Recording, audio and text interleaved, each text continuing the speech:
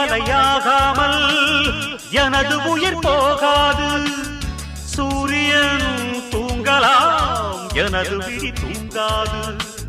தேர்வை மழை சிந்தாமல் வெற்றி மலர் பூவாது. எல்லையை தொடுவரை எனது கட்டை வேகாது. ஒவ்வொரு விதையிலும் விருட்சம் ஒளிந்துள்ளதே.